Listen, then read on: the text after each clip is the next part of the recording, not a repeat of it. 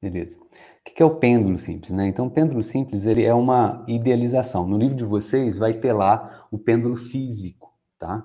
Eu não vou colocar aqui na aula o pêndulo físico, tá? Mas a gente vai tratar só do simples, que ele já é mais importante, tá?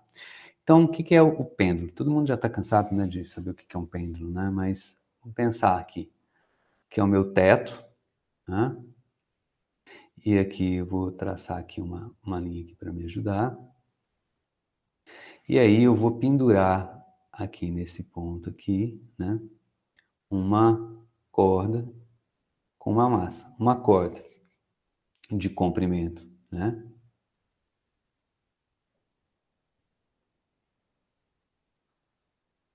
Comprimento L e a massa M, certo? Então, qual que é a minha idealização, né? Primeiro que vamos pensar na corda, né? Ela uma corda ideal significa o quê? Que a gente desconsidera a massa dela, que a massa dela é desprezível, né? O pessoal brinca que física é desprezível, né? Você despreza tudo, despreza a massa, despreza atrito, né? Então, corda com massa desprezível, porque senão tem que calcular o momento de inércia dela, né? Lembra de momento de inércia? Para quem for ler o livro, pegar lá o pêndulo físico, você vai ver que ele vai calcular,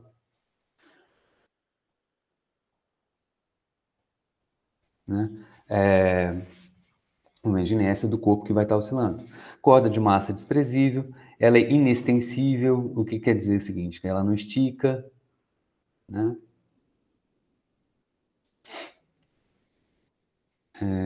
Putz, se vê com essa, né?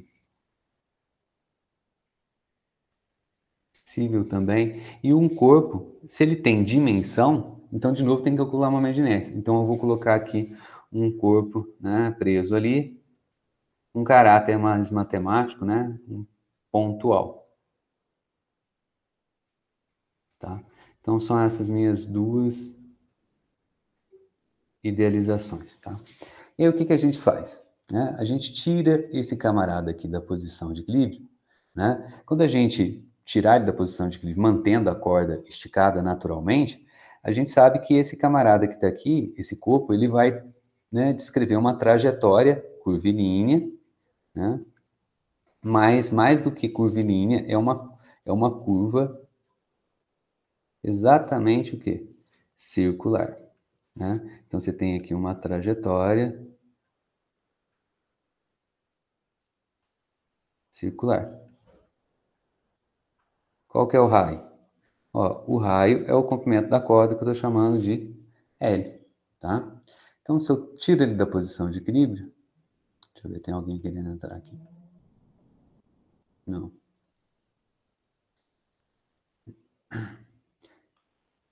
Então, se eu tiro ele da posição de equilíbrio,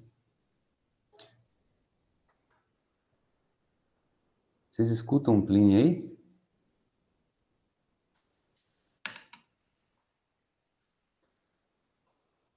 Não, né? Um certo ângulo θ aqui, deixa eu pegar essa massa, né? Colocar do lado de cá. Ele anda aqui, ó, ele descreve, né, um arco de circunferência, que eu posso chamar de S e tal, eu vou chamar de X, pode ser? Então, ele anda para cá, X, tá? O arco é um arco, não é uma linha reta. A gente fala assim, é X, então é reto. Não, é um arco, é um comprimento de arco, tá? Pergunto para vocês, já de cara, qual é a relação? E, aliás, se tem, né? Tem alguma relação entre o ângulo θ e o comprimento, o arco? Tem, não tem? A gente já fez isso, né? Nas aulas anteriores aí. É a própria definição de radiano, de ângulo. Uma circunferência inteira tem que ângulo? 2π radianos, né? Qual que é o comprimento da circunferência? 2πr, né? Então, lembra dessa generalização nossa, essa definição? Lá a gente chegou à conclusão de que o arco, né, ele é o quê? O ângulo vezes o raio. Qual que é o raio aqui? L. Então, Quanto que ele anda aqui? Quanto que ele descreve esse arco aqui, quando eu tiro ele da posição? Né? Ah, ele falou posição de equilíbrio. É, posição de equilíbrio. Se você largar esse cara aqui, dá zero a soma das forças, não é isso? Então, já me adianto aqui com vocês, né, que x, né, eu coloquei ele do lado aqui, mas vamos puxar ele para cá. X é igual a θL.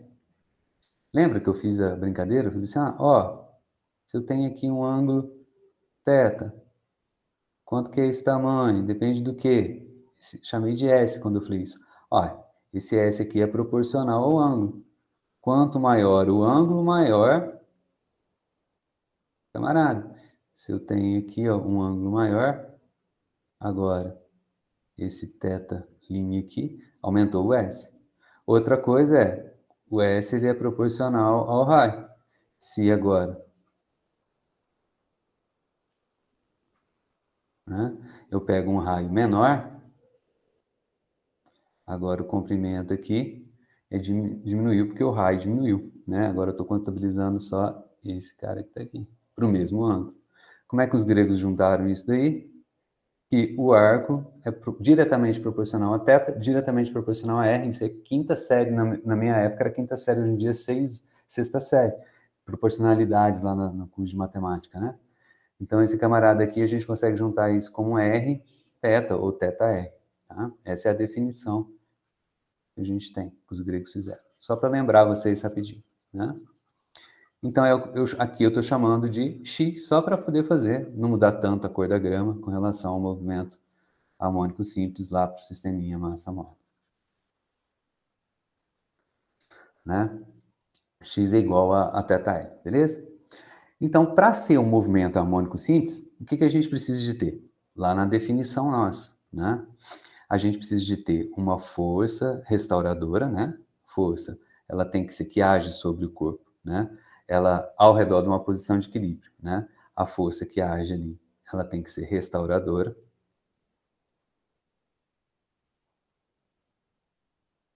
E proporcional ao deslocamento, ou, se preferirem dizer, o quanto desloca a partir da posição de equilíbrio. Né? Lembra que, ó, a partir da posição de equilíbrio. Então, aqui é a minha posição de equilíbrio, trago ele para cá. Então, quanto que ele deslocou? X. Proporcional ao deslocamento. Vamos colocar, né? A partir da posição de equilíbrio. Então, coloca isso em mente. Vamos ver se a gente tem essas condições satisfeitas aqui no pêndulo simples.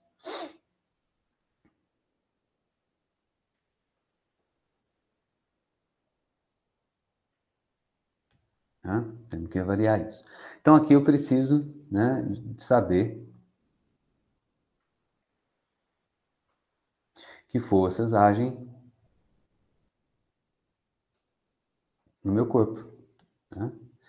Que forças agem sobre ele aqui? Isso é física 1, de novo. Física 1 vai arrastar o tempo todo. Quando você for para a física 3, vai arrastar a física 1, física 2. Quando for para a física 4, vai arrastar 1, 2, 3. Não vai ter jeito. É um pêndulo. Está aqui na superfície da Terra, do planeta Terra, então tem força gravitacional. Certo? Está aqui a força gravitacional. Força gravitacional é a massa vezes a aceleração da gravidade, G. É só essa força que age sobre esse cara? Não, né?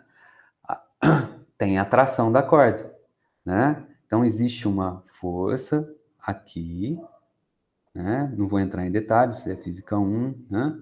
A gente chama de T, é a atração da corda. Ah, não tem, ele está em movimento, tem atrito do ar? Não, não tem nada disso. Então, são essas duas únicas forças que agem sobre esse cara, beleza?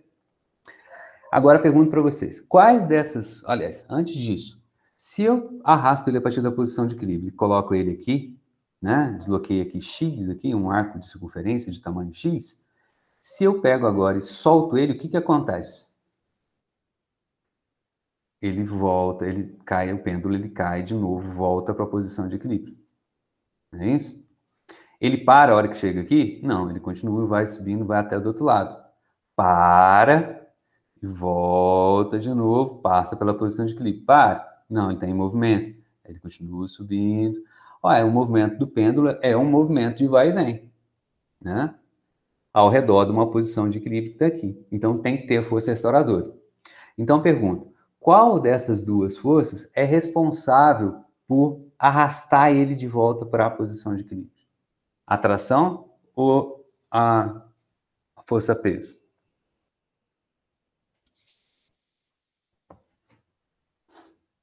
Alguém pode me ajudar?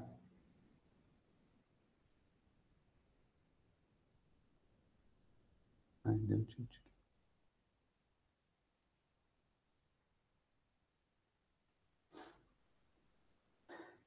Ninguém se habilita, não?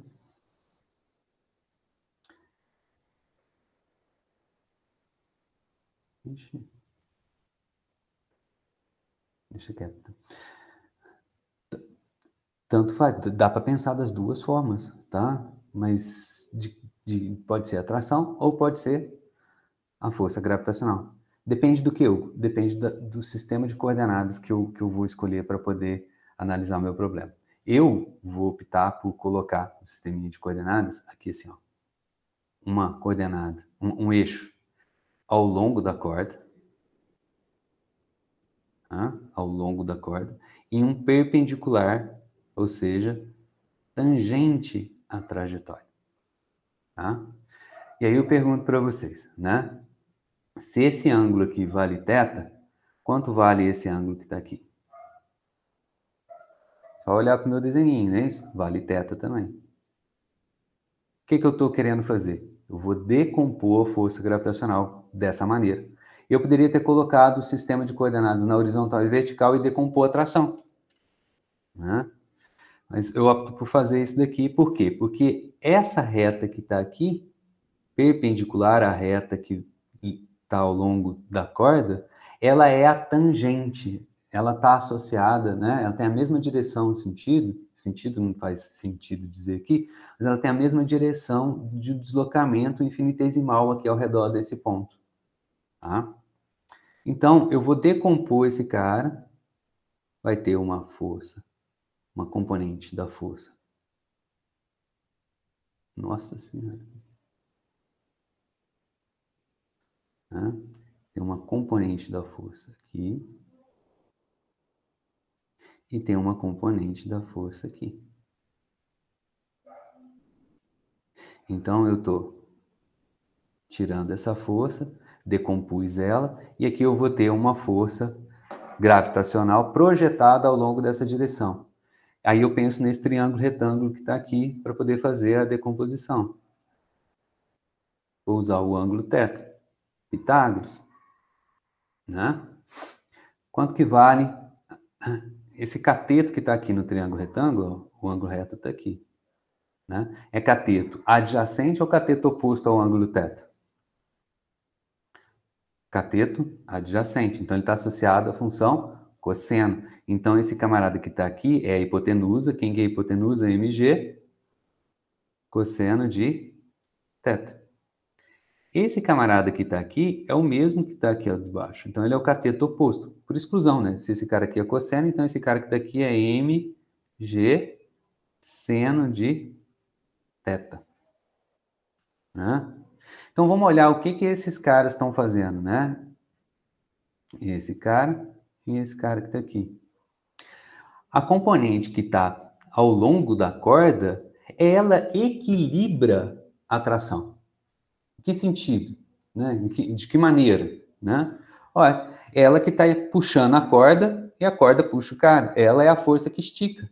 Se não tem um movimento ao longo da direção da corda, a corda não está nem esticando, nem comprimido, então isso quer dizer que o meu cabo de guerra, né, o cabo de força, né, está equilibrado. Né? Aquela brincadeira de criança, né? Puxa uma corda para um lado, outra galera puxa a corda para o outro lado, só sai do lugar quando um é mais forte do que o outro. Nesse caso, não tem movimento aqui ao longo da direção da corda. Então, essa força que está aqui, né, já diz para mim que a tração, né, tem que ser igual a essa componente da força, mg cosseno de θ. Mas não estou interessado nela, ela equilibra. Está equilibrado. Agora, tem alguma outra força ao longo da direção tangente à circunferência? Não, só tem esse camarada que está aqui, né? Só tem ele. Então, se só tem ele, né? Só tem ele ali. Então, se você soltar, não vai ficar parado.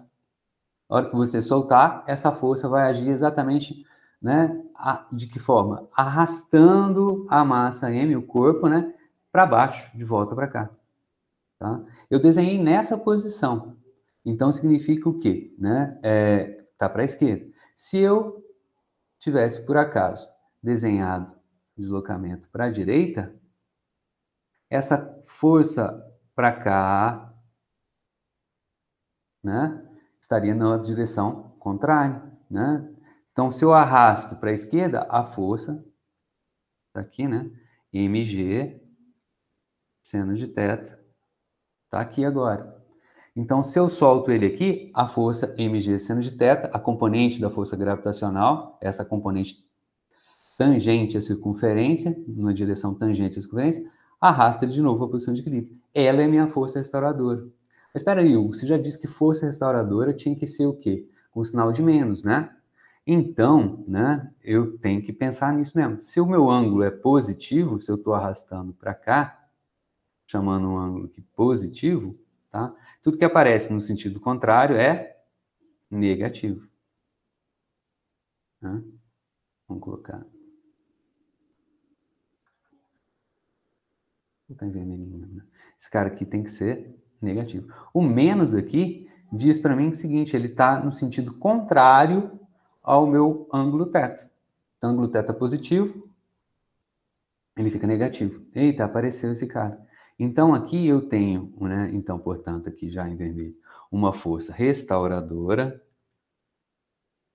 né, que é a componente da força gravitacional, né, paralela ou tangente à circunferência, que é igual a menos, para lembrar a gente que ela é no sentido contrário ao que eu disse que é positivo.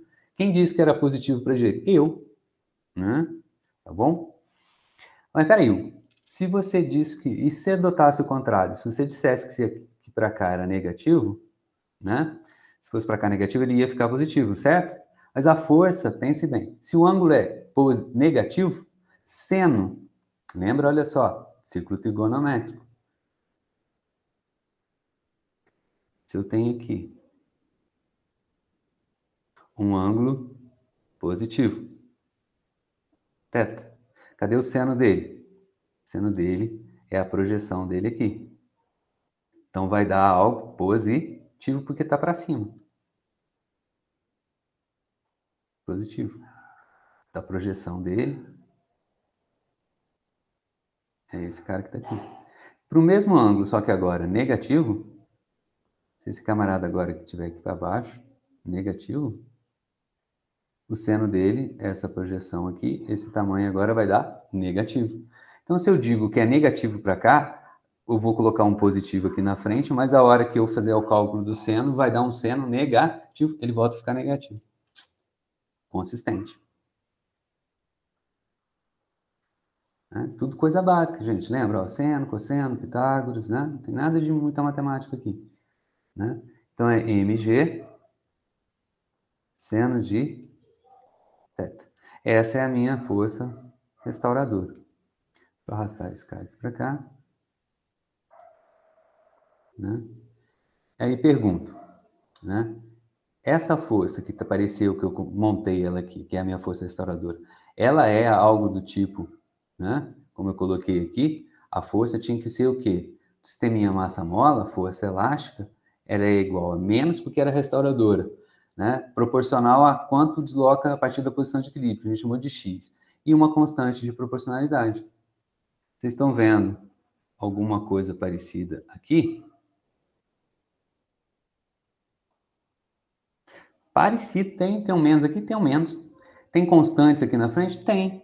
Bom, pô, mas vai aparecer uma função seno, então não é proporcional ao quanto sai do deslocamento. Por quê? Porque o deslocamento está ali dentro? Tá. Cadê o deslocamento? Menos mg seno de θ. Quem que é θ? Θ é igual a o quanto deslocou pelo comprimento da corda. Então, vou colocar aqui, é x sobre L. Ele é linear? Ele é diretamente proporcional a x? Não. Ele está dentro de uma função seno. Então, é uma função trigonométrica, não é linear, não é uma reta. Então, pêndulo simples é? Pergunto, é MHS? Resposta? Não. Não. Do jeito real aqui que a gente está fazendo, né? Do jeito que está aqui, não é MHS. E dançou, então por que você está falando isso tudo? Porque tem um caso particular que ele pode se aproximar do MHS. Qual é? Mas quando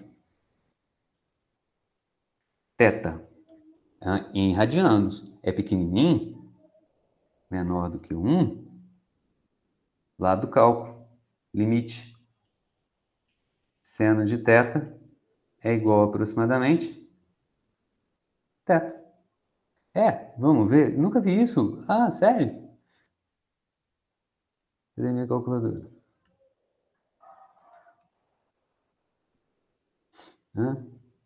Aqui, ó, colocar em radianos, tá? Vamos pegar aqui um ângulo, né, pequenininho. Vamos pegar, por exemplo, aqui, pequeno não, vamos diminuindo aos poucos, né? 1. Qual que é o seno de 1 radiano? 0,84. Tá longe, diferente, né? Vamos pegar agora ponto 5, seno. Ponto 48. Vamos pegar ponto 2, seno. Eita, 0,198 já pode arredondar aqui, ó. 6 pode arredondar para 9, 1,99. Seno de 0,2 é quase 0,2. Vamos pegar ponto 1, seno. Ponto 1, 998. Isso aqui é quase seno de ponto 1 igual ponto 0,1. Seno. Eita, já apareceu 1, 2, 3, 4, 9 aqui. Quanto menor o ângulo, mais próximo, né? O seno dele é do próprio valor do ângulo. Tá? Lá em cálculo, né, no caso na parte de limites, eles demonstram isso para vocês. Tá? Então, para ângulos pequenos, seno de θ é aproximadamente θ. Então, né? Então, aqui só para né? Ângulos, né? Aqui é o ângulos pequenos.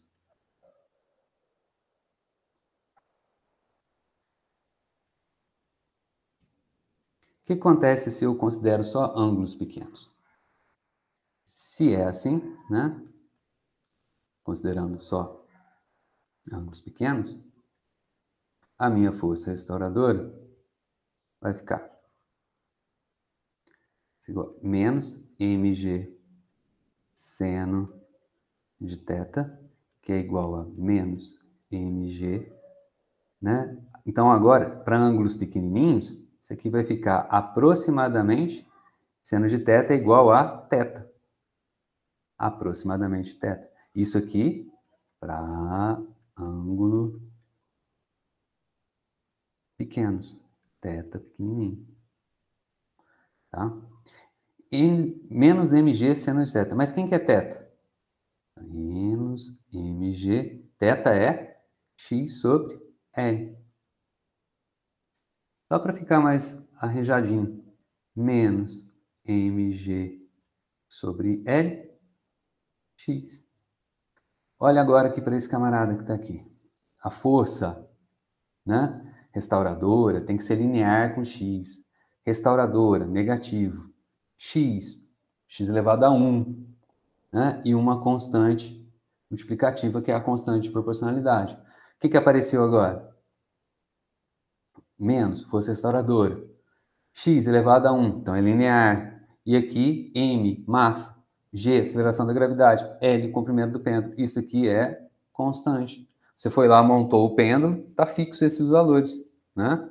Então, se eu considerar, então, ângulos pequenos, o meu pêndulo simples oscila como se fosse um oscilador harmônico. Movimento harmônico simples. Tá?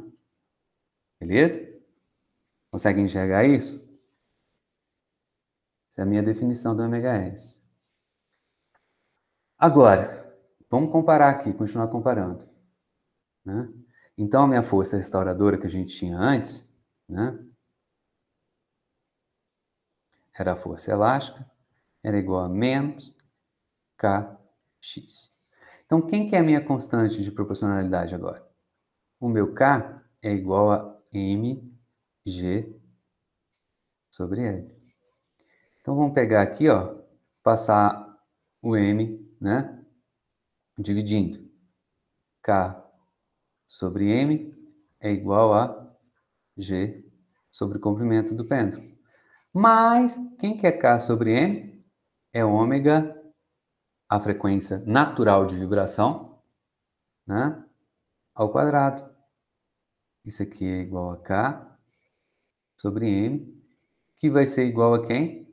G, aceleração da gravidade, sobre L. Ou seja, para o pêndulo simples, idealizado, né, a frequência natural de oscilação ou de vibração é raiz de G sobre L. Está aí a frequência natural de vibração dele. Né? E aí, por extensão, todas as outras coisas. Portanto, né, qual que vai ser a frequência, né, em hertz? Não, a frequência angular. Frequência em hertz é o quê? É ômega sobre 2π. Então, isso aqui vai ser 1 sobre 2π, raiz de G sobre L. Opa. Período.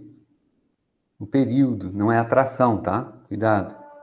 Período. Coloquei o T ali. Né?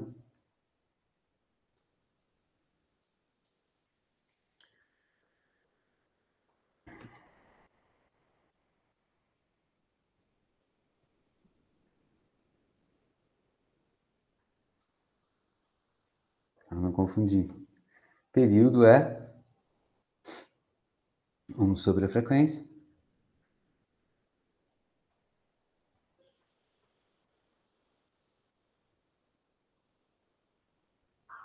Então, vai ser 2π, invertir 1 sobre 2π, invertir.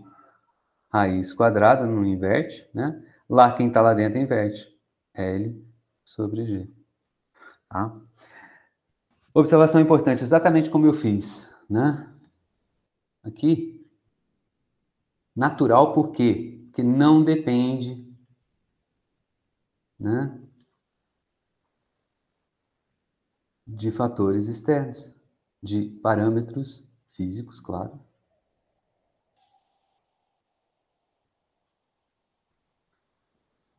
Externos, por exemplo, qual é o quanto eu estou tirando? Claro, respeitando a condição de que tem que ser ângulo pequeno. Se eu puxei 1 centímetro, 2 centímetros, 3 centímetros, o período, a frequência não vai mudar, tá? Pega um pêndulo aqui na Terra que tenha comprimento de 1 metro, né? Faz a continha, qual que vai ser a frequência dele? Né? Simples, aceleração da gravidade, 10. 10 metros por segundo quadrado, dividido por 1, então a frequência dele vai ser raiz de 10.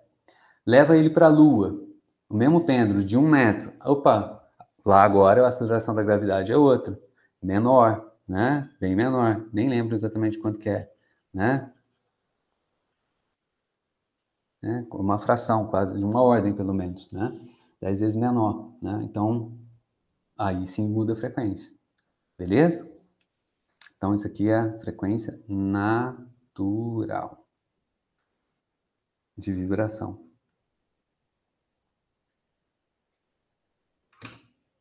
Tudo bem, moçada? Conseguiram ver, né, a generalização do meu problema aqui? Agora eu espero alguém responder para mim. Só vou adiante se alguém responder.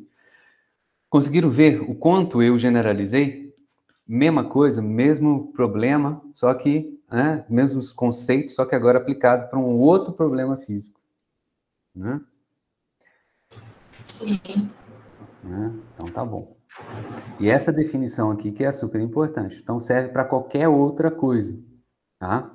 No exemplo, né, eu vou fazer uma aplicação lá para energia de ligação, né, do Lennard Jones, que é de uma molécula iônica qualquer lá, né? Lá vai ter uma força restauradora, uma outra força restauradora, que vai ser, aqui eu comecei com força elástica, aqui agora eu trouxe para força gravitacional, e na aplicação lá da molécula, né, de cloreto de sódio, por exemplo, né, vai ter outra força restauradora. Quem é? A força elétrica, a força de Coulomb, tá? E aí lá eu vou, agora uma outra força, vão ser outros parâmetros, que eu vou trazer os mesmos conceitos, vou generalizar uma terceira vez, tá? E, né, uma molécula, né, ela vibra. E aí lá nessa aula a gente vai discutir, por exemplo, algumas coisas sobre espectro vibracional, tá? FTIR, né, técnicas de medida, né, de caracterização por FTIR, tá? Beleza? Mas agora, eu gostaria de conversar com vocês a respeito de outras duas coisas. Claro, se não tiver dúvida com relação a isso que eu acabei de falar. Tudo bem? Posso seguir? Pode seguir, professor. Deu para entender. Obrigado. Então, o que eu queria conversar com vocês agora é mais uma conversa mesmo, né? Dá para resolver tudo de modo matemático, mas resolvendo equações diferenciais. Não convém, eu não vou fazer isso aqui com vocês, tá? Né? Mesmo porque eu sei que tem gente aí que não tem essa disciplina, né? A licenciatura, se eu fui checar, não tem a disciplina de equações diferenciais. Mas eu dei uma ideia um pouco tempo atrás do que significaria, do que significa resolver uma equação diferencial, né? Na aula retrasada, né, a gente resolveu o problema aqui da cinemática do MHS, tentando descobrir quem que era a função x de t, né? Como que a coordenada varia em função do tempo, né? Resolvemos ela de uma maneira, né, didática, achamos a velocidade, achamos a aceleração, né?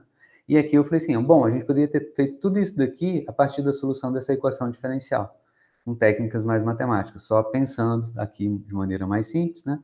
Qual seria a função que derivada duas vezes dá ela a mesma função, só que multiplicada por menos ômega ao quadrado? Né? E aí a gente pensou um pouquinho, eu mostrei para vocês que funções que derivadas duas vezes volta nela mesma são as funções, né, harmônicas, por exemplo, tá? Tem uma outra função, talvez vocês não tenham mencionado nesse momento aqui, né, que é a função exponencial. Quando a função exponencial ela é derivada, é ela mesma, não é isso? Né? Você tem e elevado a x, e a função exponencial, e elevado a qualquer coisa aqui, x, né? Elevado a xt não, né? Mas hoje eu vou usar esse parâmetro aqui. Eu vou fazer agora em função do tempo, né? Por isso que eu estou com o tempo na cabeça. Elevado a x, a derivada desse cara aqui com relação a x é o quê? E elevado a x, né? Se você tem uma função, né, f de x aqui, né? O que seria essa função f de x? Alguma coisa do tipo assim, 2x ao cubo, uma função polinomial.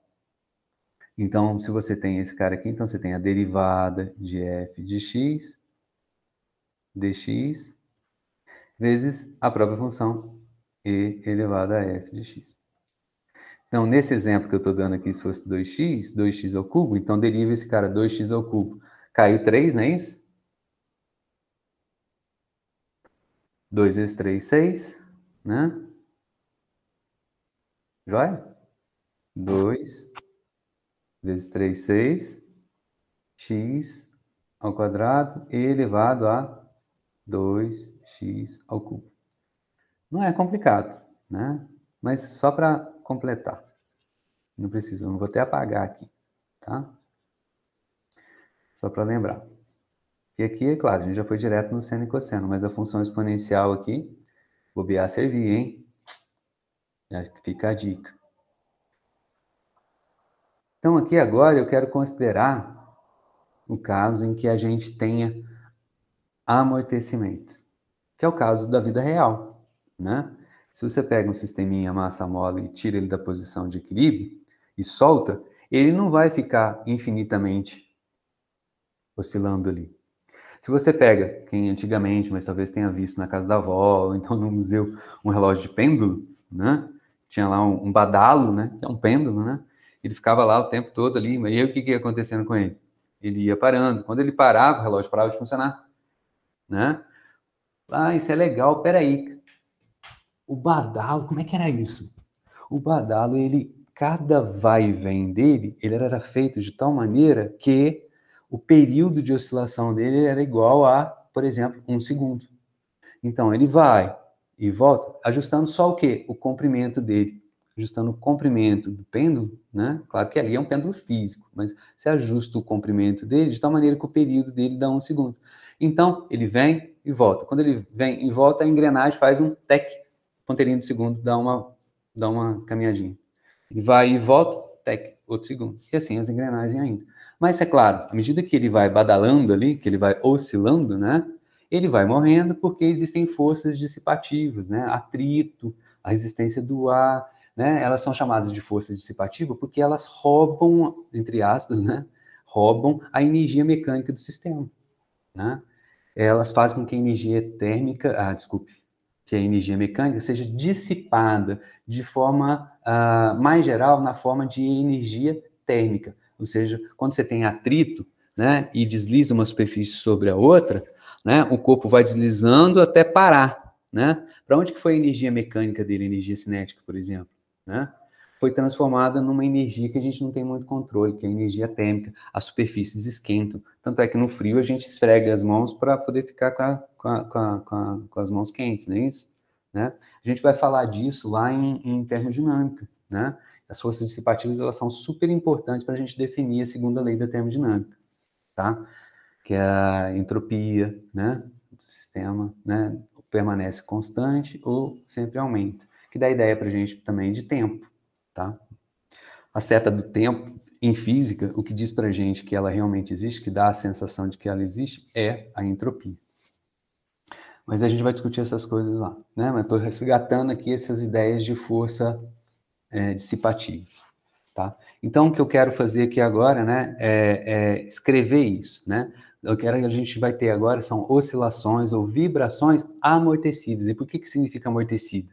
Que ela vai diminuindo até parar, ficar amortecida. À medida que o tempo vai passando, vai diminuindo a oscilação, tá? E isso, em alguns casos, é ruim, né? No caso do relógio. Mas, em alguns casos, a gente quer que a oscilação seja amortecida, não é verdade? Quem ia perguntar alguma coisa? A Tainá, diminui por conta do atrito? É o atrito que rouba a energia mecânica. Ela dissipa, faz com que a energia mecânica vá diminuindo com o passar do tempo. Tá? Tá, Né? Ela dissipa. Dissipa de que forma? Em calor. A energia não se perde, não se transforma, né? Lavoisier, não é isso? Super pai aí da química, né? De tudo, né? Aí em física moderna, lá em relatividade, você descobre que matéria, massa, é só mais uma forma de energia.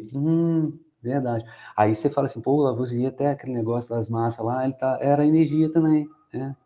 Peraí, que história é essa? Desculpa eu fazer um parênteses aí. Que história é essa que massa é matéria e energia? O que significa lá da relatividade que E é igual a mc ao quadrado?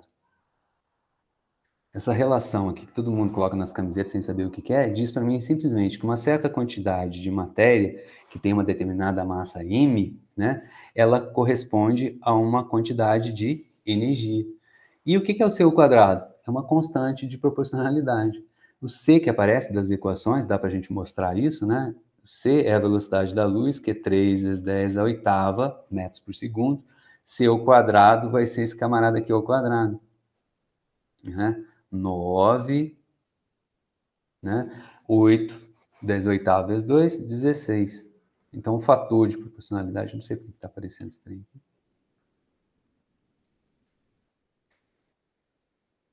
16. É um fator grande ou um fator pequenininho? De proporcionalidade. Extremamente grande. Então, você pega aqui uma quantidade pequenininha de matéria, né? quantidade pequenininha de matéria, multiplica por 9 vezes 10 a 16, você tem a quantidade gigantesca de energia. Tá? É daí que vem a história da bomba atômica. Você tem uma quantidade pequenininha de energia ali, de matéria ali, sendo transformada em uma quantidade gigantesca de energia. E isso rapidamente. Né? Então, você tem uma explosão, que é uma liberação de energia de uma forma muito rápida. Tá? Ô, professor, Oi. eu vou fazer uma pergunta bem tosca, tá? Não ri, não. Então, somos energia? Totalmente. Né? Nós somos pura energia. Todo o universo palpável é energia. Mas sem entrar na questão holística da coisa, por favor, né? Tá bom? Não, sim. Todo mundo tem essa... Levando... então a sua energia vai entrar em sintonia, as vibrações, aí mistura quântica, porque quântica, vocês vão ver, para quem ainda não viu, desculpe, Tainá, não sei se você teve físico-química, né, que é a parte de quântica, tá um pouquinho de física moderna, né? Aí lá é tudo vibração, tudo onda, na verdade. Por isso que eu tô falando, tem ondas têm frequência, então tem vibração. Então, eu estou em ressonância com o universo, então eu estou vibrando na frequência do universo. Tá ligado, gente? Cuidado, né? Tudo isso tem tem um fundamento físico que, na verdade, ele é carregado, deturpado, entendeu? Por um outro lado, assim, mais holístico, de enxergar as coisas e tal, tudo mais, que não tem realmente significado físico de ser, entendeu? Tá? Tá bom? Mas, assim, a gente é energia, tá? A gente é energia. Legal. Eu não vou entrar em detalhes aqui, não, tá? Mas, assim, se a gente for pegar e dividindo assim, as partículas, por exemplo, você pega, né? Eu sou feito do quê? De moléculas, beleza. Tem tecidos também, né? Claro, mas assim, são moléculas. Pega agora, eu vou dividir as moléculas em átomos. Agora eu pego um átomo, vou dividir ele. Pego elétrons para um lado, pego prótons e nêutrons, separo. Agora eu vou dividir um próton, tá? Elétron já chegou no limite, não divide mais. Pelo menos até hoje ninguém descobriu nada menor do que o elétron, dentro do próprio elétron. Mas se você pegar um próton e dividir ele, você consegue dividir prótons, né? Os prótons são feitos de quê? De quarks, tá? Então, quando você divide o próton, um próton ele é feito por 3 quarks. O nêutron é uma combinação também de quarks, mas uma combinação diferente de quarks, tá? São tijolinhos que vão se combinando, né? Quase como se fossem legos, né? Que você junta, você tem um conjuntinho de pecinhas lá, você tem as combinações possíveis, né? De combinar. Então, as diferentes partículas são combinações diferentes desses quarks, tá? Então, se você pegar, por exemplo, né? Eu não me lembro exatamente os números de cabeça, mas se eu pegar, qual é a minha massa? 80 quilos. Divide em moléculas. Pesa as moléculas. Eu encontro uma massa para essas moléculas ligeiramente, mas extremamente, ligeiramente, né, menor do que a minha massa. Então, vai dar se eu tenho 80 quilos, né, então vai ter ali 79,999 quilogramas para a massa das moléculas. Menor. Pega as moléculas agora e separa elas em átomos, né? Então, agora, pega aquele 79,9999 e pesa os átomos, tá? A massa dos átomos em separado é menor do que eles juntos, formando moléculas. Pega agora o átomo em si, né? Separa eles, os átomos, as partes dos átomos, elétrons, nêutrons e prótons. A massa deles, né, em separado, é menor do que quando eles estão juntos. Pega um próton e separa ele em quarks, a massa dos quarks é menor, muito menor, aí nesse caso, é muito menor do que a massa do próton. Assim, mas peraí, aonde que está indo a massa? A massa, ela está na energia de ligação. Tá? Quando dois caras se juntam e se ligam, formam, né? Eles têm aqui, né, uma energia, né, maior do que quando eles estão separados.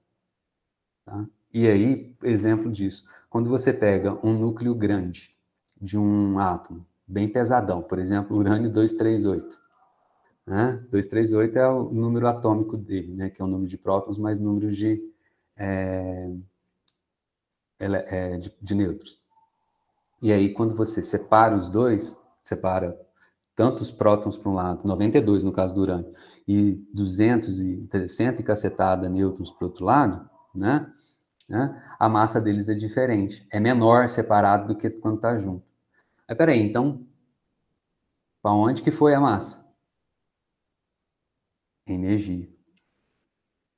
Então, um processo espontâneo de fissão, quebra, né, de um núcleo, né, como tem massas antes e depois não bate, tem uma diferença entre as massas do antes e do depois, essa massa tem que... Para onde que ela foi? Ela é transformada em energia. Então, ela, nesse caso particular, ela é liberada, né, na forma de fissão, né, na fissão desse caso, é liberada na forma de energia cinética dessas partículas, subproduto da quebra do núcleo do átomo, tá? E essa fração de massa entre o antes e o depois, ela é pequenininha, mas só que quando você multiplica por 9 vezes 10 a 16, dá uma energia grande. A hora que você pega, por exemplo, 1 quilo de urânio e fissurável, né, que são urânio enriquecido para poder fissurar, aí você tem ali 10 a 23 átomos, e no caso particular que você está interessado é no núcleo desses átomos, 10 a 23 núcleos por centímetro cúbico, né, todos eles se quebrando. Então, dá uma liberação de energia gigantesca. Essa é a explosão de uma bomba atômica. Agora, você pode fazer uma explosão controlada? Pode. O que é uma explosão controlada? É um reator nuclear, Angra dos Reis. Lá você tem uma reação de quebra e liberação de energia cinética, que são, portanto, energia cinética e energia térmica, né, de movimento dos caras, né? Você tem uma liberação de energia de forma controlada, né, para não exploda, né, espera-se que não exploda, né, e que seja utilizável. Por exemplo, num reator nuclear, o que se faz?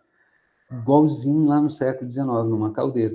A água passa pelo reator quente, né, porque ele está quente, porque liberou energia térmica da fissão dos núcleos de urânio, né, pode ter outros elementos também que podem ser usados, tório, plutônio, né, rádio, uma série de outros elementos que são fissuráveis, né, que podem ser usados aí em reatores.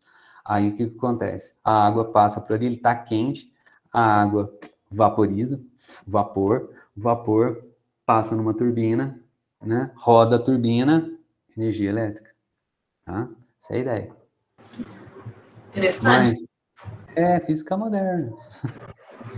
Aí eu vi também, estava olhando esses dias sobre os leptons. Então, o elétron é um lepton, tá? Tem a família dos leptons.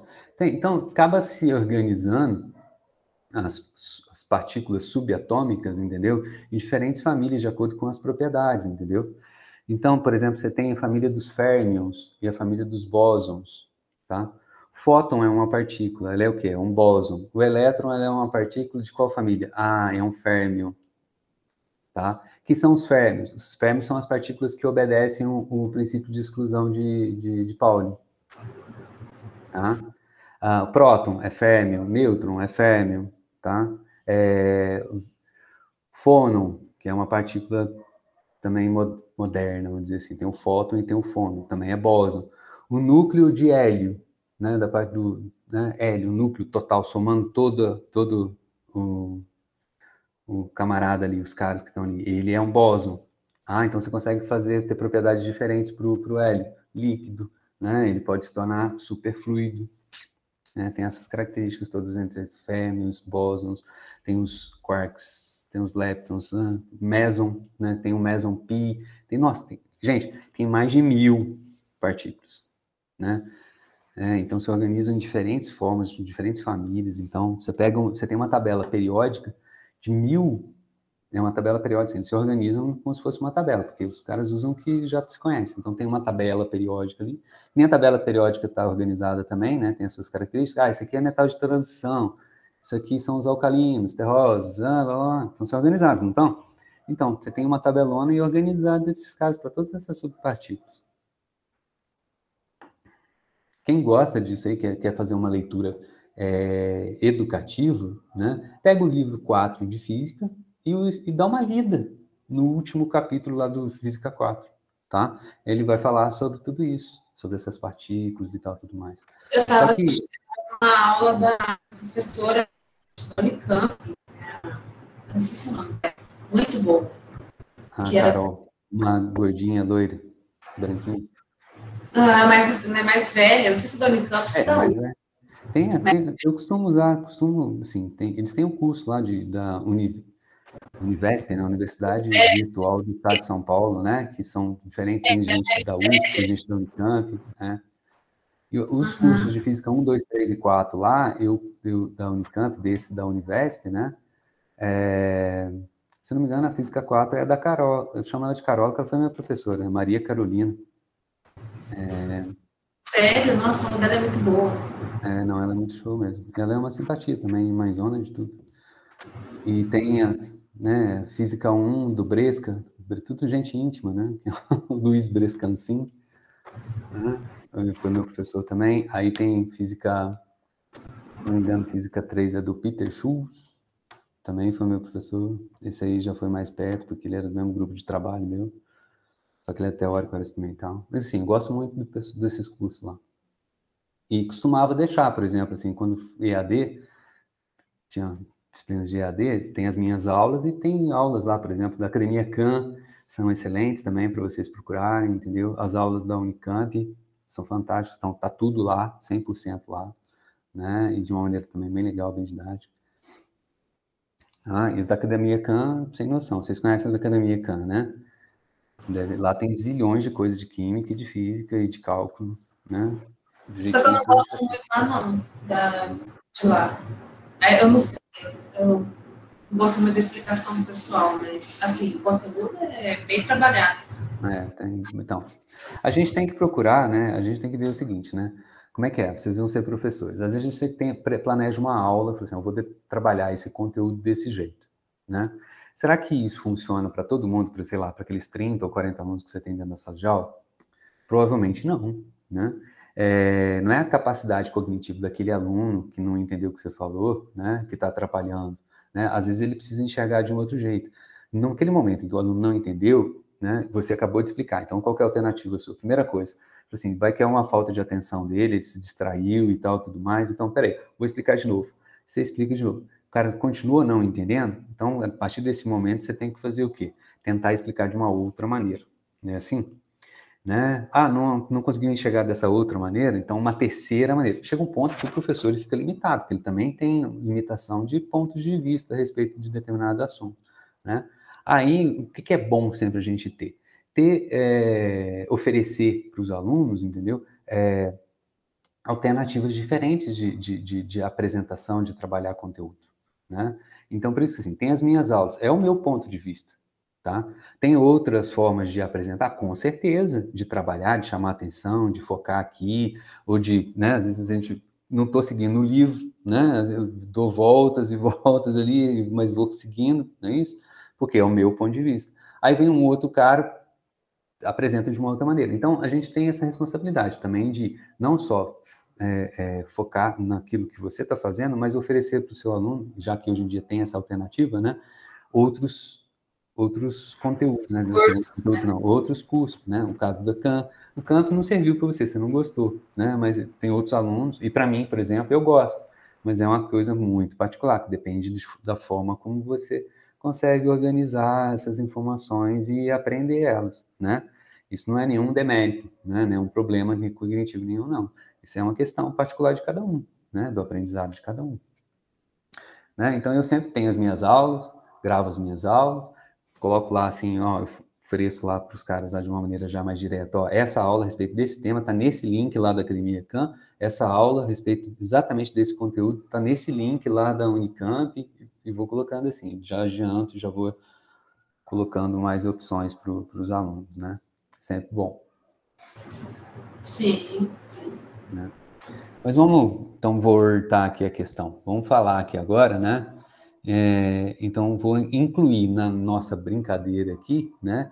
Forças de atrito, tá? Na verdade, né? Uma particular, vou colocar uma força de atrito que seja proporcional à velocidade. Existem forças de atrito que dependem de diferentes parâmetros, mas forças de atrito, por exemplo, quando você está se deslocando num meio fluido, tá? Por exemplo, eu pulei de paraquedas e eu estou caindo, estou deslocando num fluido que é o quê? O ar. E tem uma certa, entre aspas, né? Nesse caso, como eu expliquei para vocês no começo, uma viscosidade. Quando a gente fala de fluido, o atrito ele recebe um nome mais apropriado, nesse caso, né? Que é a viscosidade, né? Mas é, entre aspas, o atrito quando a gente se move num meio fluido, né? A força viscosa, a força de atrito, né? Ou a palavra que a gente costuma usar no ensino médio, de resistência do ar, né? Ela é proporcional à velocidade. À medida que você aumenta a sua velocidade, você está caindo, a velocidade sua vai aumentando, né? Porque você está caindo, você está acelerado, né? A força gravitacional está te puxando para baixo, né? A sua velocidade vai aumentando. E aí a força de arraste, a força de resistência do ar, né? Ela é contrária ao seu movimento. Você está caindo e ela é contrária a você. Ela vai aumentando à medida que a sua velocidade vai aumentar. Chega um ponto que a sua velocidade é tão grande que a força de arraste do ar é igual à força gravitacional. E aí o que, que acontece? Você para de cair? Não, você continua caindo, porque você já estava caindo. O que acontece nesse momento? Né? Nesse momento, a resultante de força sobre você passa a ser zero, porque para cima uma força, para baixo a mesma força. Só que você atinge uma velocidade chamada de velocidade terminal. Então, que está em torno aí, dependendo, claro, do tamanho do cara, da roupa que o cara está usando, da forma como ele está caindo e tal, tudo mais, que está em torno aí de uns 300 km por hora. Ou seja, você vai caindo, você não vai aumentando indefinidamente. Se você pular de 1 quilômetro de altura, ou pular de 2 ou de 3 quilômetros de altura, você vai chegar aqui no chão com a mesma velocidade. Por quê? Por causa dessa característica da força de resistência do ar, né? Que é 300 km por hora, ou seja, não adianta, você vai morrer de qualquer jeito se você se esborrachar no chão nesse caso, né? Então, eu vou falar aqui de oscilações, né? Amortecida. Vou rapidinho isso aqui, porque o mais importante. Então, eu vou incluir aqui uma força de resistência, né? Ou, né, vamos colocar entre aspas aqui uma força de atrito, né? Que ela é contrária, ela tem que ser contrária, que nem uma força de atrito. Se você está deslocando para a direita, a força está para sentido contrário. Se você está se deslocando para a minha esquerda, a força de atrito agora é para a direita. Então, tem que sempre aparecer, parece a força restauradora, né? Tem que sempre aparecer um menos na frente aqui. E nesse caso, estou considerando aqui o movimento no fluido, tá? No caso desse da queda livre, e também serve, né? Quando você tem superfície lubrificada, né? Por exemplo, o pistão dentro de um motor está lubrificado, né? A força de atrito ali com a parede, e atrito entre aspas, né? Porque ali entre a parede tem um óleo, né? Certo? É um meio viscoso, também é proporcional à velocidade. Então, é proporcional à velocidade. Mas estou falando proporcionalidade, não é isso? Então, tem aqui um símbolo de proporcionalidade. Para tirar o símbolo de proporcionalidade e colocar uma igualdade, então aqui eu tenho que substituir, ou melhor dizendo, incluir uma constante de proporcionalidade que eu vou chamar de B. Por que B? Porque eu resolvi dar B. É o nome, chamei de B. Tá? É meu, é a minha constante, eu dou o nome que eu quiser. Chamei de B, né? Esse aqui é o coeficiente, o nome apropriado, eficiente. De proporcionalidade? Não. De amortecimento.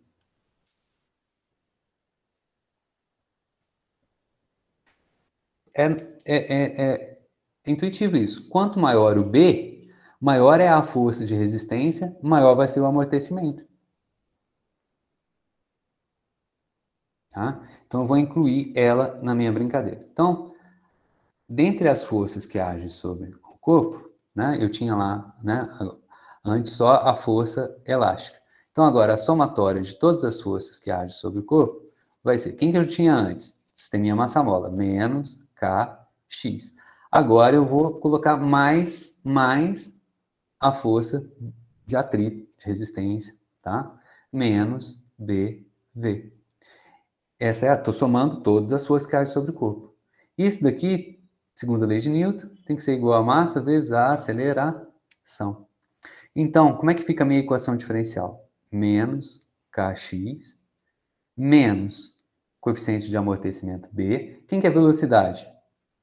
Dx dt, igual a massa vezes aceleração. Quem que é a aceleração?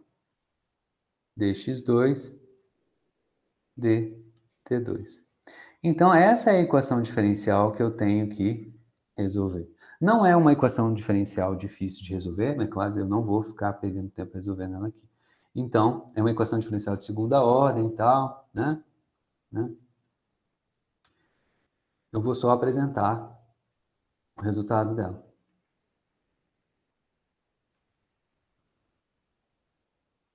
Qual é o resultado dela? Eu quero saber quem. Quem é x em função do tempo. Qual é a função de x que é a solução dessa equação? A gente chega e encontra que a solução é e a menos. Sempre esqueço se tem b, coeficiente de amortecimento, t no tempo, né, porque é função do tempo, dividido por 2 vezes a massa.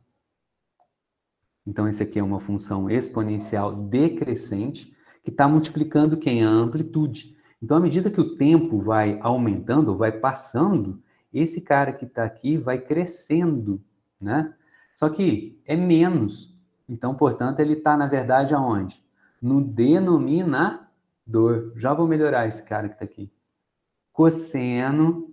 Agora, vou ter uma outra frequência, ômega' t mais φ, tá? Para quem não conseguiu enxergar esse cara aqui, ó, a amplitude agora é A dividido por E, o menos, né? Vai para o denominador, bt sobre 2m, cosseno de ômega' t mais φ. Essa é a minha solução. Tá? É complicado? Não, não. Tá? O que é a amplitude? A amplitude continua sendo a amplitude. Cosseno de ômega' t mais φ. Ah, é igualzinho que tinha antes, então. Só que com o passar do tempo, à medida que eu vou passando o tempo, o que acontece? Eu vou pegando em amplitude e vou dividindo por um fator, que vai aumentando. E, portanto, a amplitude, a linha da brincadeira aqui, ela depende do tempo. De que forma? Ela vai diminuindo com o passar do tempo. E quem que é ômega t? Ômega', desculpe.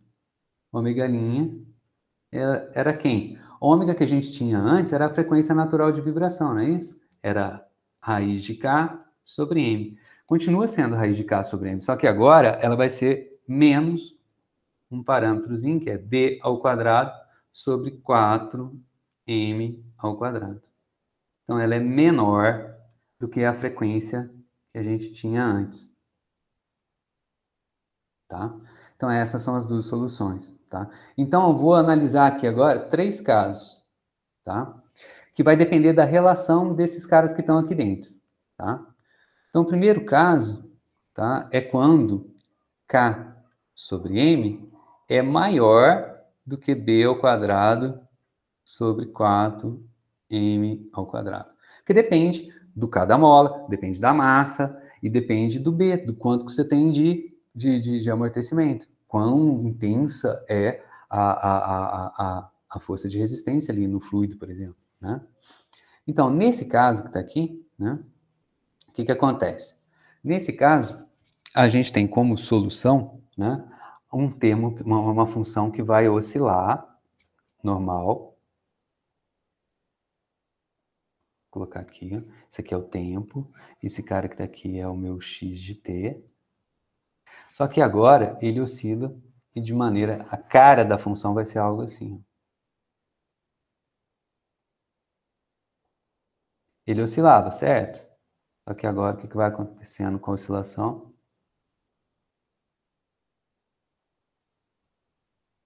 Vai diminuindo até morrer, tá? E a amplitude, lembra que antes a gente pegava e falava assim, ó, a amplitude é essa aqui, ó. Então ele era fixa, não é isso? Agora a amplitude não é mais, a amplitude vai diminuindo. Existe aqui, ó, se você pegar,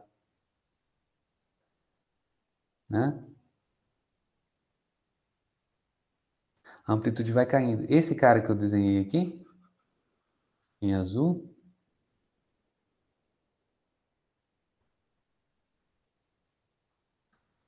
é como é que está variando a amplitude. Esse cara em azul aqui, ele é né, proporcional a E, né, a menos BT sobre 2M. Ele vai caindo exponencialmente a amplitude. Está parecendo um gráfico de limite. Aí, limite tem um montão de coisa, né? Não, sim. Então, ele vai amortecendo, ele vai diminuindo a amplitude do movimento até parar. E de que maneira vai caindo a amplitude à medida que o tempo vai passando? É uma queda exponencial, tá? À medida que eu aumento o tempo, vai amortecendo, tá bom? Segundo caso, quando agora esses caras são iguais. Quando K sobre M é igual a B ao quadrado sobre 4 M ao quadrado, tá? O que acontece aqui agora? Que agora não tenho mais oscilação. Como assim? Quando você tem K sobre M igual a B ao quadrado sobre 4M, esse camarada menos ele vai dar quanto aqui dentro da raiz? Zero, né? Esse cara é igual a esse. Um menos o outro, zero. Tem frequência? Tem oscilação? Tem frequência? Não tem mais frequência. Então não tem mais oscilação. Nesse caso agora, não vibra. Ou não oscila. Tá? Se você fizer um gráfico aqui agora, né, de x em função do tempo, o que você tem? Você tira ele da posição de equilíbrio, arrasta ele aqui. Né? Aqui eu desenhei errado, desculpa. Deixa eu... Não tem como sentido ele sair do zero, né? Desculpa, ó, comi uma bola aqui.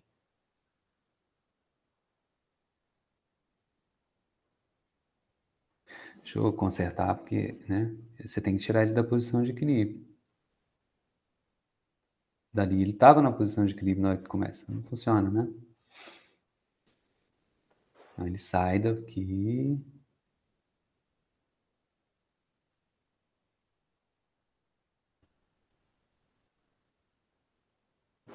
Ele sai daqui fora da posição de equilíbrio. Então, ele sai daqui. Só que o que acontece com ele? Ele vai morrendo sem oscilar. Que nome recebe essa condição aqui? Condição crítica.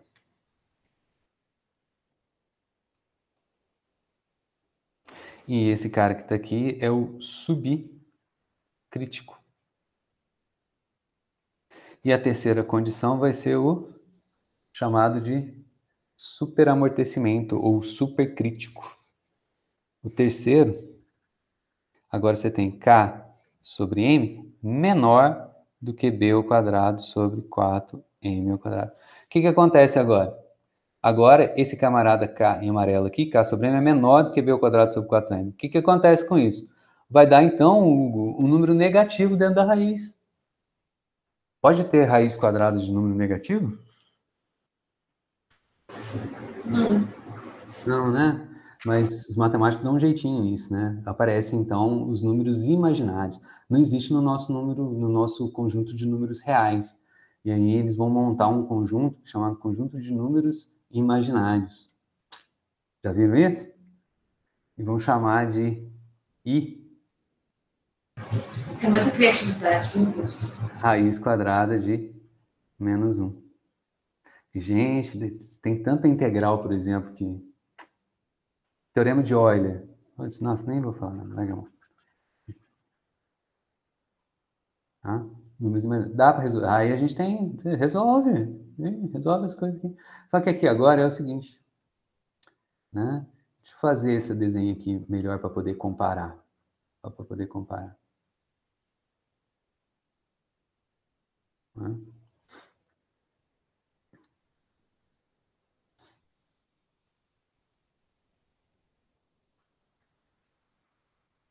Então, o crítico, que é o caso anterior, ele pega aí e morre. Não pode passar para baixo, né? E vai... Não gostei.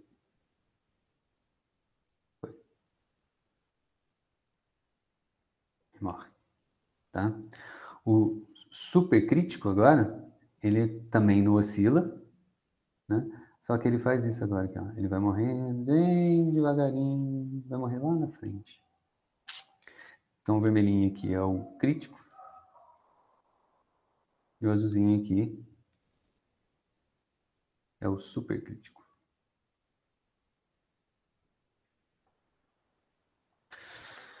O que é legal? Eu disse para vocês que tem lugares que a gente quer que amorteça. Por exemplo, no carro, tem um dispositivo lá que é chamado do quê? Amortecedor. Agora está na moda aí bicicleta. Pedalar, pedalar, pedalar. O que o cara quer comprar?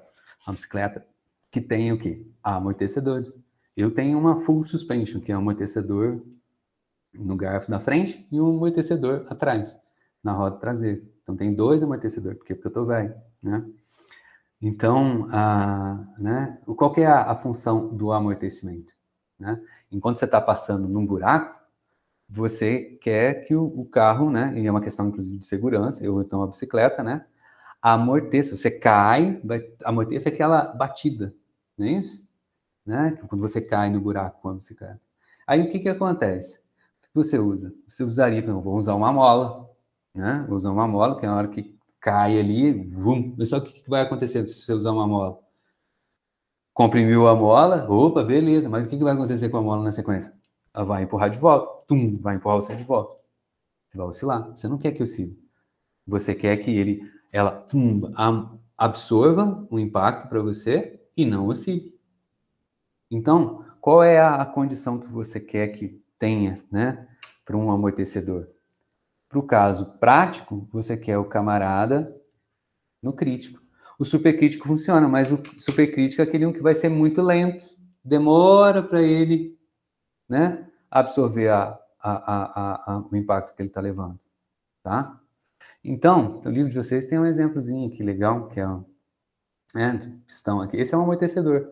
Você tem aqui dentro o óleo, né, e você tem um pistão que vai para, né, anda dentro do fluido, né, e esse camarada aqui é preso na roda, esse cai no sistema de suspensão, né, não é só da roda, mas tem várias outras peças ali envolvidas, e esse aqui vai no chassi do carro, né, então quando a roda bate, cai dentro do buraco, né, essa parte de cima comprime, né, e aí, o que acontece? Ele está imerso no fluido, né? Então, o pistão vai se movimentar dentro do fluido que você está comprimindo ele, né? O sistema. Só que ele é projetado de tal maneira que todos esses parâmetros que estão aqui, né? São tais que ele está na condição crítica. Ele absorve, né? E pronto, não devolve de novo para você. Joia? Quem já foi comprar carro, ou testa como é que o amortecedor do carro, se ele está vencido ou não, é o quê? Chega lá em cima da roda, normalmente lá na frente do carro, né? Sobe ali em cima do capô e dá aquele empurrão nele. Pum, empurra ele, né? Carro que está com o amortecedor estourado, o que acontece? Você empurrou, o carro fez assim, nheco, nheco, nheco, nheco. Fez nheco, nheco, condição subcrítica, o amortecedor está estourado. O certo é, empurrou, ele volta devagarinho para a posição natural dele e para. Empurrou, ele volta e para. Estão entendendo o que eu quero dizer? Sim, sim. Quem tem carro aí agora, depois que terminar a aula, vai lá e sobe em cima dele, dá esse empurrão e vê o que acontece. Se fizer nheco, nheco, nheco, pode correr na De Pascoal e trocar o amortecedor. Vai lá, fala que você é aluno do Hugo, você ganha 10% e eu ganho uma comissão. Digital influencer agora. É brincadeira, né? Não tenho ganho nada, não. Nem muito obrigado, eu ganho. Joia, então tem um outro tema aqui muito importante para falar nessa hora aqui. Eu vou começar a falar, se não der tempo, na próxima aula, semana que vem, a gente volta a conversar a respeito dela, né? E agora né, quando você tem oscilação, chamada de oscilação forçada.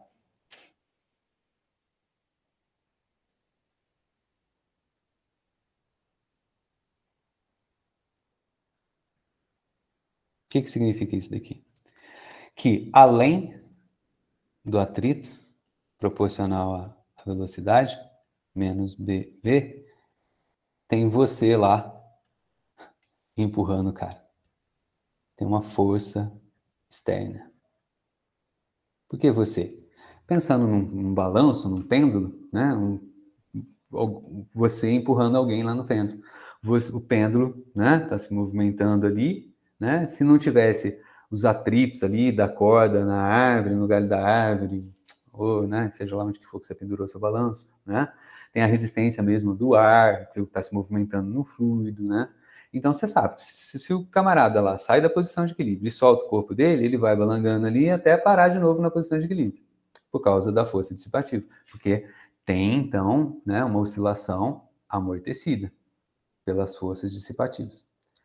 Para manter o movimento de oscilação, precisa de um camaradinho ali no balanço, fazendo o quê? Empurrando. Ou então, você mesmo que está balançando, toda vez que você chega no ponto mais alto, você coloca o pé no chão e dá uma empurradinha, não é isso? Essa empurradinha, ou você dando o pé no chão, ou um camarada empurrando ali nas suas costas, é essa força que eu estou colocando aqui. Então, você tem um oscilador forçado, tá? Uma força externa. Eu ia escrever aqui, não coloquei. Ela faz o quê? Qual que é no caso do exemplo aqui? A força de atrito dissipa energia, rouba a energia mecânica, e a ideia desse cara aqui é o quê? Repor a energia.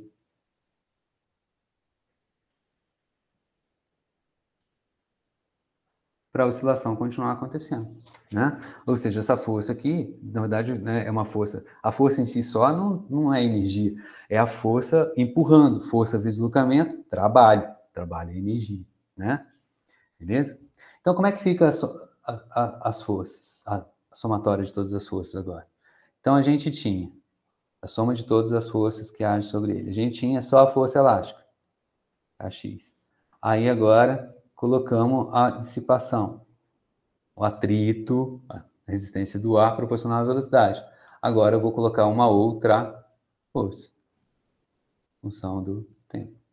Tudo isso daqui tem que ser igual a massa vezes a aceleração. Então, agora que eu tenho que resolver é uma outra equação diferencial, tá? O resultado que eu vou apresentar aqui é para o caso em que a força F de t, ele é algo do tipo assim, uma força vezes um cosseno, né, de um ômega, chamar de ômega d, tá? Vezes o tempo, d aqui é índice, tá? Ficou grandão. Vezes o tempo, mais φ. Então, é uma força cossenoidal, né? Ela vai oscilando dessa maneira. Então, para esse caso particular aqui, então, né? Substituindo aqui, minha equação diferencial, então, vai ficar menos kx menos b dx dt, né? Mais f0. F0 é um valor constante, né? Cosseno de um ômega d. Então, ele tem uma frequência, né? Tem um período, você fica lá empurrando. Cada vez que o carinha volta, você aplica força. Então, ela é periódica. Joia? Ômega d t mais φ. Né? E isso aqui é igual a massa vezes a aceleração dx2 dt. Esse cara tem solução fácil também, no curso de cálculo, é exemplos, tá? Esse tipo de solução aqui. Continua sendo uma equação diferencial de segunda ordem. Qual que é a diferença? Que é essa daqui? É uma equação diferencial de segunda ordem, tá? Homogênea.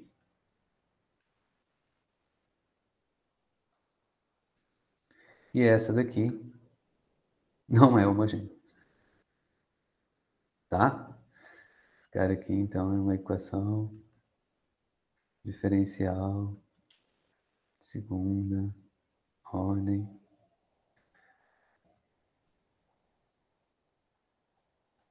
Aqui agora é não homogênea. Qualquer livro de cálculo vai ter essa equação lá resolvida. Porque ela é básica, não é difícil, tá?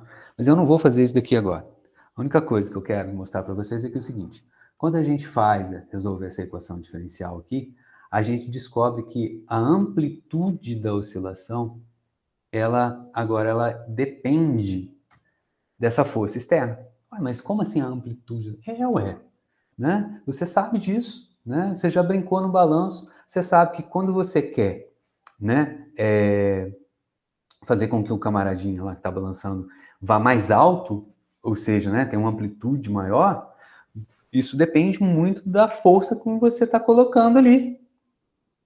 Concorda? Né? Se você está colocando uma força de tal maneira que simplesmente repõe né, o que perdeu de energia, não aumenta a amplitude. Lembra que a energia mecânica depende da amplitude. Aula de ontem. Então, você vai ter que dar mais energia mecânica para o sistema, ou seja, então você vai ter que aplicar uma força maior, vai ter que realizar mais trabalho. E você não pode também aplicar a força de qualquer jeito. Olha só quando o camaradinha está lá no balanço. Você não aplica a força no camaradinha na hora que ele está se aproximando de você. Na hora que ele está se aproximando de você e você está empurrando ele, olha o que está acontecendo? Você está freando ele. Né? O que você tem que fazer? Na hora que ele estiver vindo, na hora que ele estiver indo só que você tem que aplicar a força. Ou seja, você precisa de aplicar uma força não só de intensidade, mas também ela tem que ter uma certa sincronicidade de tempo e, portanto, de frequência com relação ao camarada que está balançando. Né? Quando a gente faz essas continhas aqui, né, que não são complicadas de fazer, no curso de cálculo a gente aprende a fazer isso aí de uma maneira bem tranquila, a gente observa que a amplitude desse movimento de oscilação, porque ele vai estar oscilando lá, né, ele vai ser proporcional à força que você aplica lá, F0, olha aí, ó. Quanto maior a força que eu aplico lá no cara, maior vai ser a amplitude dele. Dividido, tá? Raiz quadrada, aí vai aparecer um termo aqui embaixo, aqui, que depende das frequências, que vai ser K menos M ômega D ao quadrado, fecha parênteses, menos, desculpe mais, B ao quadrado, ômega D ao quadrado. Que interessante, então divide, depende da frequência aqui, ó. Depende da força externa, aqui, aqui. Depende do amortecimento, aqui. E depende do sistema. Depende da frequência natural dele, K e M. Está aqui. Então, depende dessas três coisas. Então, agora, pergunto para vocês. Qual é, né, a frequência com que eu tenho que empurrar, né, o camarada que está balangando lá, para que eu tenha a maior amplitude possível? Então, ó, olha, é matemático. Como eu estou falando de frequência, então eu tenho que olhar. A frequência está no denominador de uma razão. Eu quero maximizar ou aumentar a amplitude. Para aumentar a amplitude, o que eu tenho que fazer com o denominador da fração? Aumentar ou diminuir o denominador? Aumenta. Oi? Eu não escutei. Aumenta? Tudo bem, então vamos pensar assim, ó, você tem 2, vamos pensar assim, você tem aqui, ó, 6 dividido por 3. Então isso aqui dá 2. Vamos aumentar o denominador. 6 dividido por 6. Aumentou a razão? Quanto que dá agora? Tá. Não deu. Então, para aumentar esse camarada que está aqui, o que você tem que fazer com o denominador? Diminuir. Diminuir, né? Então, você tem que diminuir esse cara. Perfeito. Deixa eu apagar aqui. Então, vamos fazer o seguinte, ó. Vamos variar, pensar assim. Quando é que esse camarada aqui é menor possível? Agora eu quero diminuir esse cara. Para diminuir esse cara aqui, né, eu tenho que pensar o seguinte, bom, qual tática que eu posso usar? Eu posso escolher ômega D tal que massa vezes ômega D ao quadrado seja igual a K. O que eu ganho com isso? Se, né, eu faço isso, ômega D for, desculpe, se M vezes ômega D ao quadrado for igual a K, esse camarada que está ali, K menos M ômega D ao quadrado, vai ser igual a zero. Joia. Se eu faço esse camarada aqui igual a zero, né? Esse cara aqui vai ser, menos um termo aqui, ó. Esse cara aqui aumenta. Joia? Consegue enxergar isso?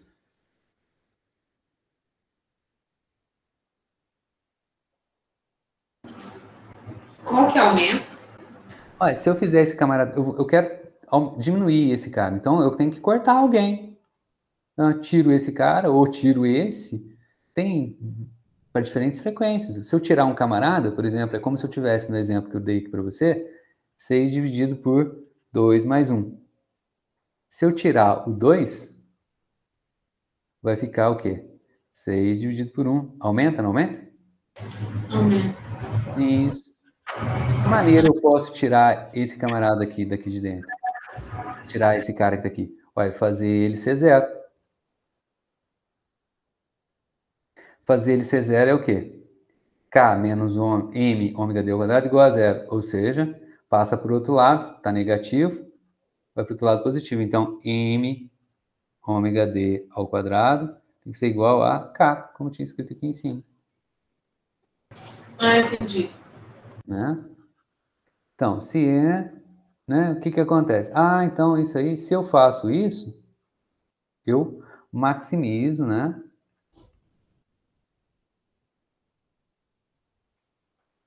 A amplitude.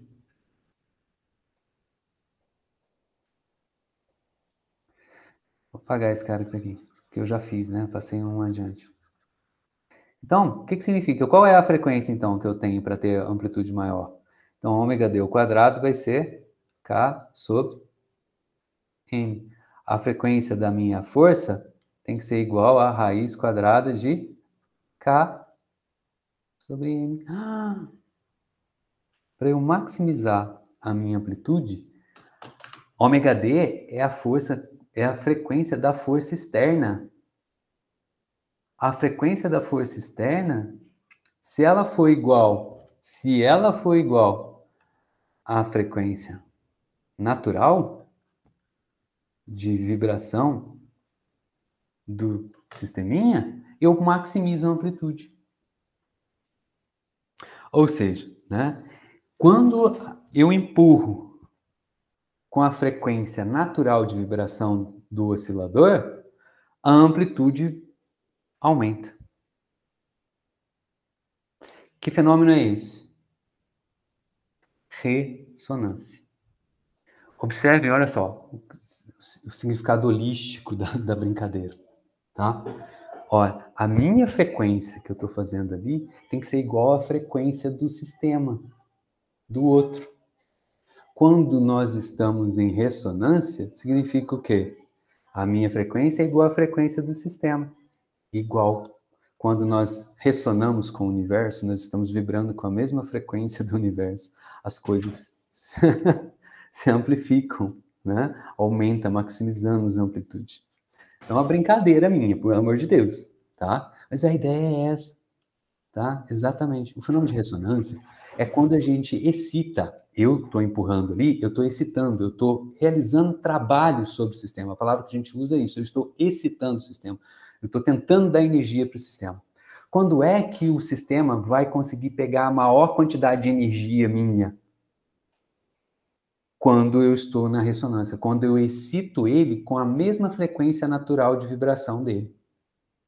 Quando eu faço isso, estou na ressonância, a amplitude vai aumentando. Se a amplitude vai aumentando, o que significa com a energia mecânica do sistema? Está aumentando, porque a energia mecânica depende da amplitude. Fim da aula passada. O que acontece quando você coloca uma ponte lá que tem ressonância, né? Isso, está cheio de casos por aí de ressonância, né? Tem um caso que a gente pega videozinhos no YouTube e tal, tudo mais, né?